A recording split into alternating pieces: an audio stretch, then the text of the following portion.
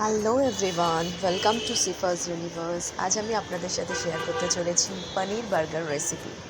বাচ্চাদের স্কুলের টিফিন বা বড়দের ব্রেকফাস্ট হিসেবে এই বার্গার অসাধারণ একটা রেসিপি।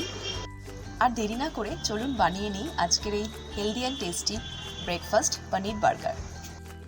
একেবারে প্রথমেই আমি এখানে নিয়ে নিয়েছি দুটো বার্গার বান। এরপর আমি এখানে নিয়ে নিয়েছি 150 গ্রামের মতন পনিরটাকে আমি এইভাবে স্লাইস করে কেটে নিয়েছি। এই পনিরটাতে আমি অ্যাড করে নিচ্ছি 1/4 টেবিল স্পুনের মতো নুন, 1/4 টেবিল স্পুন অরিগ্যানো আর 1/4 টেবিল স্পুন চিলি ফ্লেক্স। এই সব কিছুকে ভালো করে মাখিয়ে নিয়ে একটা কড়াতে বা ফ্রাইং প্যানে আমি এই পনিরটাকে শ্যালো ফ্রাই করে নেব।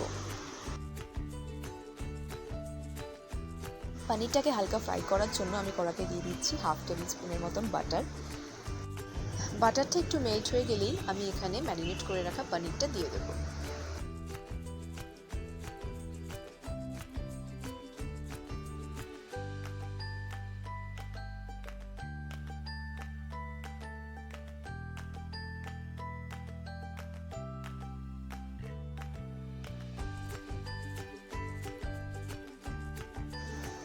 পনিরটা আমার রেডি হয়ে গেছে। এখন একটা আলাদা পাত্রে আমি পনিরগুলোকে তুলে নেব।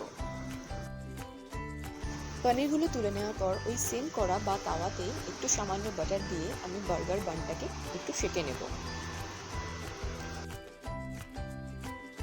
আমি বার্গারটা এখানে একটু হেলদি ওয়েতে করার জন্য বাটারটা একটু কম পরিমাণে ইউজ করছি। আপনারা চাইলে এর থেকে একটু বেশি পরিমাণ বাটার ইউজ করতে পারেন। একই রকমভাবে নেক্সট বানটাকেও আমি হালকা করে সেঁকে নেব।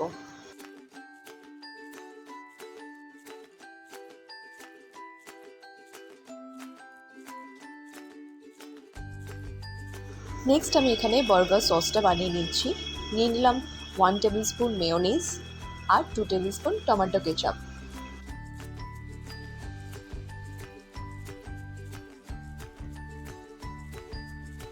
এই সসটায় আমি চিলি ফ্লেক্সের ব্যবহার করছি না। আপনারা চাইলে সামান্য পরিমাণ চিলি ফ্লেক্সও এই সসে দিতে পারেন।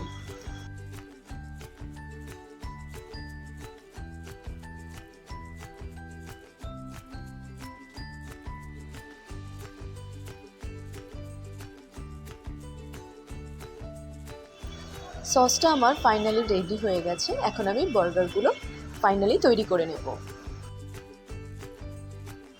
আমি যেহেতু বার্গারগুলো একটু বাটারেই সেঁকে নিয়েছি, তাই এখানে আর বাটার না দিয়ে অ্যাট ফার্স্ট আমি বার্গার সসটাই দিলাম।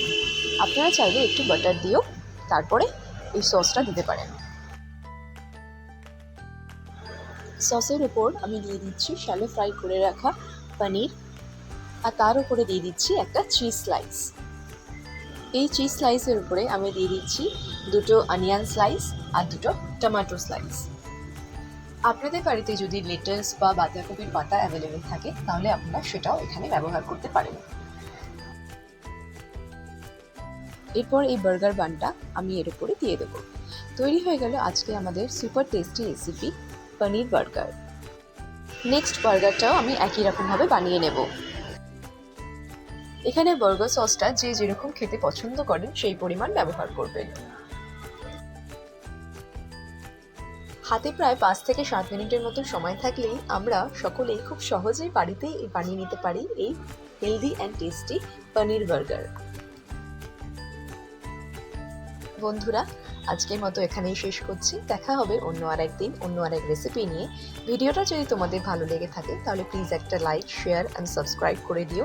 And don't forget to spread love and happiness. Thank you.